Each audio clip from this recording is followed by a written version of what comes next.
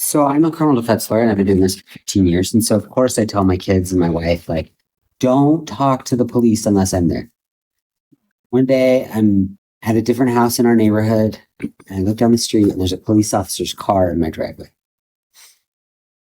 I'm like, that's not supposed to be. So I kind of jog home, and I come in the house and I'm like to my wife, Brittany, where, what's going on? And she comes out and I see that in my little office at my house, there's a police officer talking to my 16-year-old son, totally alone. And so I'm like, what's going on? And she's like, oh, he just wanted to ask him some questions. So I go and he is confessing. Luckily to nothing super serious, but he is. Yes. I wish I could say that he hadn't committed any crimes, and that would be an absolute lie. He was committing a lot of crimes. So,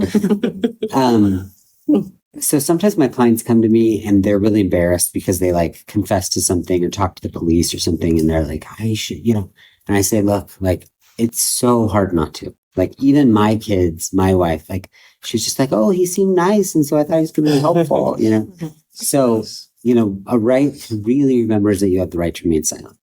And officers, like, they really study how to kind of like portray that, like, you have to cooperate with them. But you've really just got to be kind of like impolite sometimes. Just be like, no, I'm not going to answer your questions. And then stop talking. It's really hard. It's really hard. But you have the right to remain silent. So if you have any concern that you might be accused of a crime or maybe that you've committed a crime, I don't think with this group it's going to be like a lot of murders or anything like that.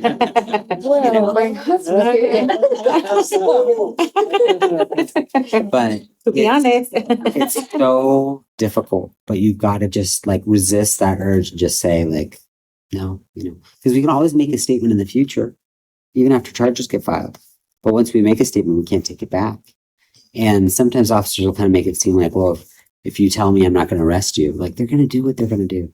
Like you can't. They have the cameras. Right.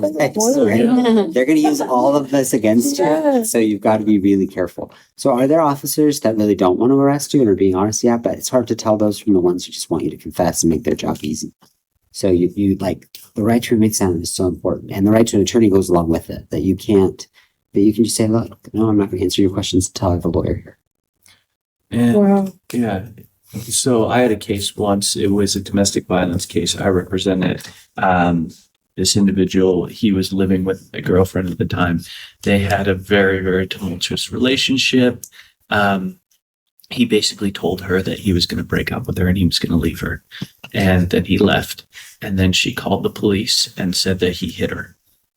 And the police came over and they took her statement and they issued a citation for him. He was not there. He was never in. And then he was charged with domestic violence. And he hired me and he kept saying, I want to call the police and tell them that this is a lie. I want to call the police and tell them this is a lie. I want to give a statement.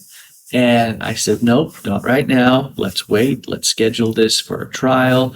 And that's what we did. We scheduled it for a trial. She didn't show up to trial. She had actually, I think, left the state and never spoken to the police again. And the day before trial, they dismissed the case. And it was because he had never given any sort of statement. So there was nothing that they could use against him. And so it is, especially in like a he said, she said case, an officer would come over and say, hey, I just spoke to so-and-so. They said you did this. And there's kind of this like insinuation that you need to rebut that. And it's counterintuitive, but you just have to say, hey, I'm invoking my right to remain silent. I'm not going to give a statement. And they say, oh, well, that's going to make you look bad, and it's kind of a lie, because it can't be used against you, but you have to fight that urge to talk to the police if there's any sort of chance that you may incriminate yourself, because that can be used against you. And if you don't say anything, they have no evidence that they can use from you. And there's this weird newish case that says that in order to invoke your right to remain silent, you have to talk. So if you just don't talk, and they can tell the jury, he just wouldn't answer any of our questions. But if you say, I'm invoking my right to remain silent, I'm not going to answer any questions without my lawyer, then stop talking, they can't use that against you. So you just have to like be clear about it. But if you keep talking, they can re-engage. So like again, like it's socially awkward to just be sitting with a cop in a police car. And he's filling out the report, and you're just not saying words. Like it's weird, Yeah. right? But if you keep talking, they can resume questioning you. So you have to. It's not easy. And they can question you before they read your Miranda rights. Are you guys familiar with Miranda rights? See it in the movies where they arrest you and they say you have the right to remain silent, you have a right to an attorney, et cetera, et cetera. So that only happens when they arrest you. And so before they arrest you, they can talk to you without reminding you of your right to remain silent. So that's why it's important to know that beforehand. So if an officer comes up and says, hey, I'm just looking around, what were you doing? Or something like that, they don't have to say before they ask you about the right to remain silent. So it's important to know it yourself. Another common one is to ask, do I have the right or do I need a lawyer? And that doesn't count as invoking that right. You have to say, I'm not going to talk without a lawyer. And then they have to stop unless you. So just asking, like, do I need, and they're always going to say, well, it's up to you. You're being accused of murder, so I'd probably get a lawyer. So I don't know that we should rely on their judgment on when you need a lawyer. But so they can't like lie to you and say, no, you can't have a lawyer, but you've got to be unambiguous about it. You have to be really clear. I want a lawyer. I'm not going to answer any questions. I've been pulled over my fair share of times. And for a while when I was younger, I had a job mowing lawns in Compton near Los Angeles. And I was driving this car that had been like painted primer gray and was keyed on one side. And I had like a runner that was hanging up. Like it just did not look good. Oh, no. So I got stopped by the police all the time. And I'm this little teenager driving around Compton with a lawnmower in my trunk. And they just were like, he's up to something. Like, Yeah. So they'd be like, hey man, got any drugs? Hey man, like they love pulling me over and asking me stuff. And so obviously I have the right to remain silent. I didn't always exercise it, but sometimes they'd ask to search the car.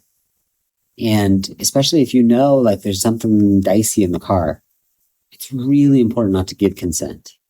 Even if they ultimately decide that they're going to search it because they have probable cause or they get a warrant or something like that. We can't challenge the search if you give consent. That kind of like fixes all the problems for them. Does that make sense? Mm. So if you don't give consent and they search the car and it turns out they did it illegally, we can challenge that and suppress the evidence. But if they did it illegally and then right before they're going to search, they go, hey, can I have your consent? And you say yes, then all the illegal stuff they did doesn't really count. So it's really important not to give consent to a search, especially if you know that there might be something.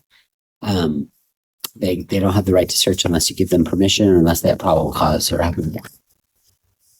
And they'll come up and say, hey, do you mind if I look around? Do you mind if I look in the trunk? Do you mind if I come in your house? They don't say, I'm about to search your car. Do you give me consent? Yeah. They try and make it much smoother. I think that you have methamphetamine in your car. We're not that expression. Well, I don't remember the word.